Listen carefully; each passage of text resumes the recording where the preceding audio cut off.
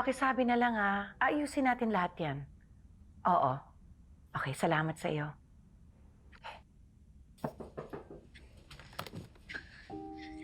Jessica! Ate Colleen. Thank God, gising ka na.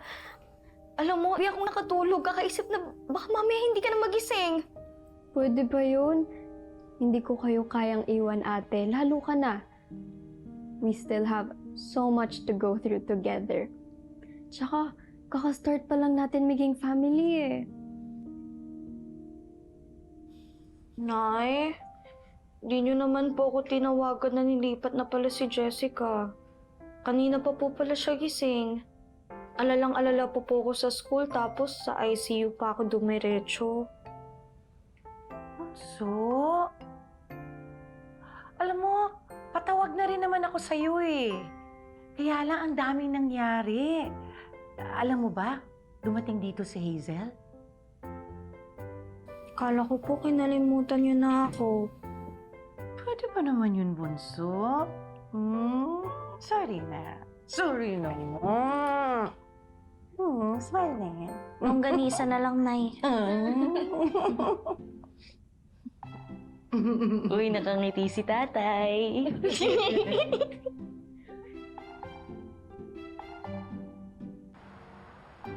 Yes, sis! Natanggap ko na! Great.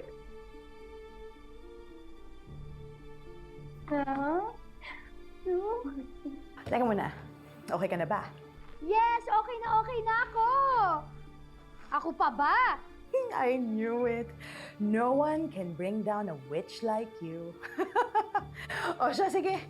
Magkita tayo sa first day mo, ha? See you!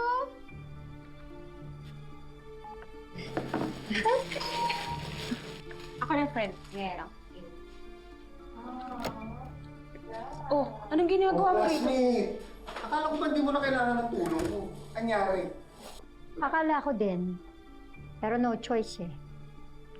So, paano ko po kayo mapaglilingkuran, madam? Naban ako sa San Rafael Doctors Hospital. Nag-iskandalo ka na naman siguro, no? Tulad ng ginawa mo dun sa bahay nila Felma. Tulungan mo ako makapasok. Friend, baka mahuli ka sa gagawin mo. Makahanip pa yung work mo. Relax. Ibang ospital to. Tsaka ako ba naman magpapahuli? So ano, Maximo? Matutulungan mo ba ako? Oo naman. Saan mo ba gustong dumaan? Sa likod, sa gilid, sa basement parking, sa annex, o sa main entrance? Niyabang mo rin, no? Ang tanong, mapupuslit mo ba ako? Oo naman, classmate. Ano pa't dati ako naging pulis, ano? Good.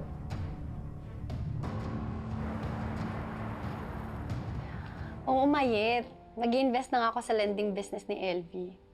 Sabi kasi ni Joel, pag nagkaroon ako ng business opportunity, basta legit, go ko na. Wait, LV, si LV Uy? Yung high school salutatorian natin? So, legit nga ba? Di ba nga ang reputation niya, very trustworthy. Tsaka tignan mo naman yung mga post niya sa friends book, grabe, di ba? Of course! Dalawa na nga ang bahay ng loka, di ba? May mga condo units, 3 sasakyan, tapos may sports car pa. Di ba nga? Ang sabi niya sa akin, lahat yun, napundar niya lang sa lending business niya. Galing, di ba? Kaya mag-invest ka na rin. Sabay na kayo ni Joel. Go, push ako dyan, sali ako. Pero wait lang ha. Nakailang honorable mention ka na dyan kay Joel, ha?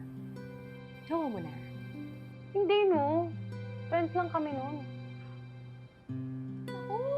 Nako, Andrea. Yung totoo. Uy! Oh! Uy! Lasing na? Tapos hindi ka nakascore? Nasaan yung sungay mo? Gusto kang hawakan? Ewan ko, be. Hindi ko kaya. Napahiya ako. Napaatras. Parang sobrang linis na eh. Uy! Ako sabihin kinilig ka pagar. Mabait si Joel. Kaya kami nag-click. Siya na siguro yung... siya na yung una kong guy friend. Simula nung elementary, nung iniwan kayo ni Ninong Manuel, at sinumpa Pa mo na lahat ng mga lalaki. So, na-break na nga ba ni Joel yung curse? Hindi nga, very platonic nga lang tong sa amin. Kaya tigilan mo na yung pang-iintriga mo. Tsaka, wala talaga akong balak mag-boyfriend. Gar, girlfriend material si Andrea. Palaban, matapang, pero vulnerable. Siya yung tipong babae na gusto mong tulungan. Gusto mong maghil yung mga sugat niya. No, Langya. Kailan ka pa naging seryoso? ngayon lang. Kaya naman nasanay ako sa mga kaibigan ng nanay ko. Easy to get.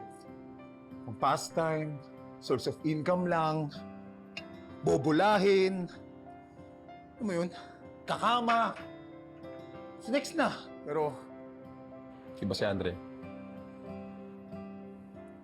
Kung sino ka mang masamang spirito na sumanib sa katawan ng kaibigan ko, palayain mo na siya. Grabe ka naman, Gar. Magbabago din naman yung tao, no? Yung iba, oo. Pero ikaw? Teka, huwag mong sabihing liligawan mo na si Andrea. I don't think liligawan ako ni Joel. Feeling ko hindi rin naman niya ako type. Parang hindi rin siya yung serious type, hindi siya nagseseryoso sa mga babae. Para siyang player. Parang naglalandi-landi lang. So, nilandi ka na ba? I think nung una. Pero, napansin niya siguro hindi rin naman umubra sa akin yung mga pagpapakit niya. Kaya, tigilan mo na yung pang-iintriga mo. Kasi nga, friends lang talaga kami. Yun lang talaga yun. Okay, fine. Sabi mo yan eh. Pero alam mo, sayang lang.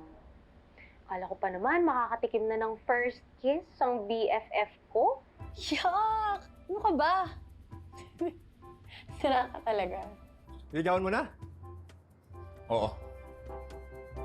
Ligawan ko para mamahalin, aalagaan, makakasalan. Hayop.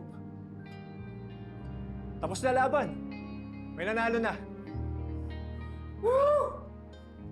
Talaga naman pinabitbit mo pa ako nito? Ang ginagawa mo? Chill.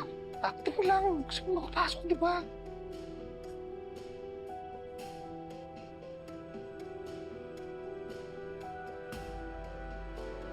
Pababa na lang po ng mask.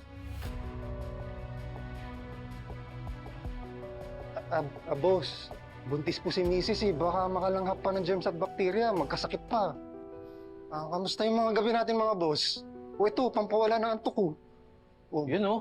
Nagabala ka pa, boss ah. Naku, kayo pa. Salamat. Bagong Glock model yan ah. Ayos ah. Ganda ng recoil. Kung ako lang tatanungin, mas gusto ko pa rin yung standard issue sa amin noon. Maganda ng quality, maasahan pa sa bakbakan. Pulis ba kayo? Naku, hindi lang basta pulis. Mahusay na pulis. Naalala niyo yung hold-upan sa Southwest Trust Bank noong 2023? Ako yung nagpatumbad doon sa dalawang hold-upper doon.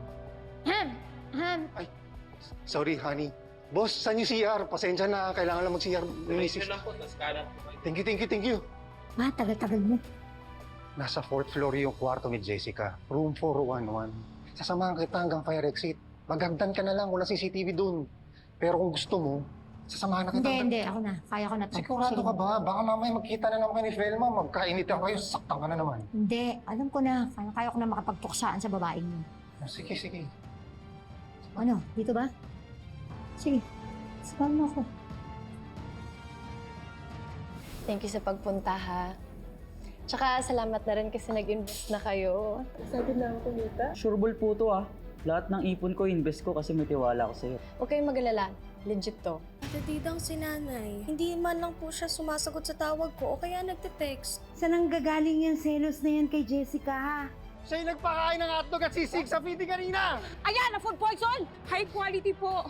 Ang sisig ni Bunso. Gawa po ng FMP. Distributor po nila ako. Ha? FMP pala yun! Gusto ko lang magpasalamat sa'yo kasi sinamahan mo ako hanggang dito tapos di mo ko iniwan hanggang sa pagising ni Jessica. Salamat, Velma. Mga hayop talaga kayo. Lalo ka na, Velma.